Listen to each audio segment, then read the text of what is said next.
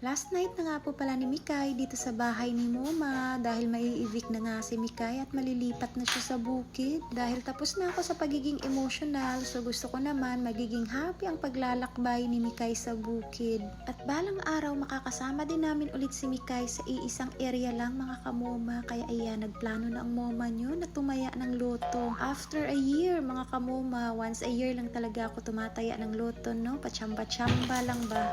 O ayan na, ipag-pray nyo na lang na manalo ang moma nyo sa luto kay para pati kayo masasali sa balato.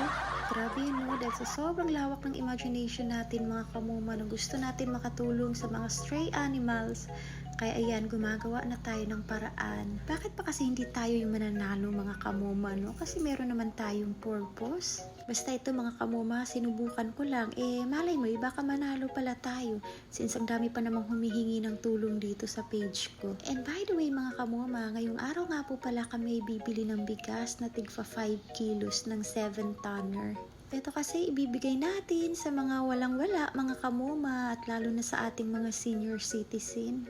Pero humihingi na ako ng pasensya ha, kasi hindi talaga lahat ay mabibigyan ko mga kamoma dahil limited lang po yung ating maibibigay. Kung marami sana tayong donor mga kamoma, so why not makakapagbahagi tayo ng mas marami? Kaya baka meron pang gustong magbigay para sa Pasko mga kamoma, i-check nyo lang po dyan yung aking profile, so nakalapag po dyan yung Gcash ni Moma. At syempre gusto ko pong pasalamatan si Sis Bamel Carlota na siya po yung nag-donate nito mga kamoma. So ayan, bill reveal na tayo. 10k yung budget ko pero umabot tayo ng 14k. Agoy!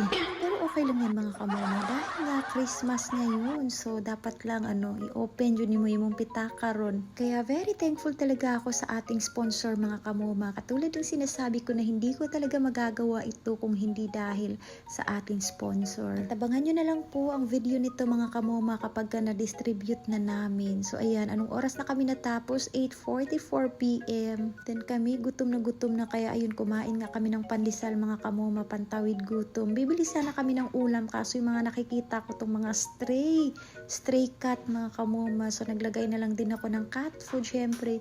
Dahil nga meron tayong dala na cat food at saka dog food mga kamoma, kay luoy pud kay sila no. Mura jud may guwa gipang gutom mga kamoma ba, kaya ayan, pero sige lang, bahala. Importante mabusog sila. And then, ayan, bibili sana kami ng ulam mga kamoma, kaso wala na yung natira. So, another pusa na naman yung nakita namin. Kaya, ayan, naglagay na naman si Moma yun ng cat food mga kamoma. Pero nidagan man ni sila. Uy, kagwapa sa ilahang Moma niya, ni hadlock sila. Ay, naunsa man no. Pero yan, buti nga bumalik si Miming mga kamoma. So, ayan, naghanap na naman ulit kami ng iba. 3 lechon chicken house yung pinuntahan namin. Wala talaga. Kaya naghanap na naman kami sa ibang area mga kamoma at buti na lang, ayan, meron na nga na bumukas, meron kaming nakita pero sana meron pa no, dahil gutom na nga yung aming mga bitok mga kamoma, mga bitoka. Uy, grabe, dili jud madalas pandesal no, kay gapangita jud tagkanon ba. Pero tira bagyod kasinaw aning sa amin sa kong sakyanan mga kamoma, ay murag isa ka tuig way ligo-ligo. So ayan, bumalik ang moma dahil nga wala talagang palang pera. Kaya sabi ko i-Gcash ko na lang mga kamoma, may na lang pudno kay dali ra jud kayong transaction ron ba i-Gcash. And sa wakas nakauwi na nga si Moma sa bahay. Pagdating ko sa bahay, ayan na meron na nag-aabang sa akin, naglalambing. Gusto na naman makahingi ng pagkain pero nakailang kain na yan. As you can see, gusto ko na naman sana malungkot mga kamoma pero dapat magiging happy ang moma nyo no, kasi hindi naman mapupunta si Mikay sa ibang tao kundi sa magulang ko mga kamoma. And so suportahan ko rin naman si Mikay mga kamoma every month, kasali si Moma sa budget natin. Pero kaya ra ni, bahala na no, importante lagi masuportahan ta mo.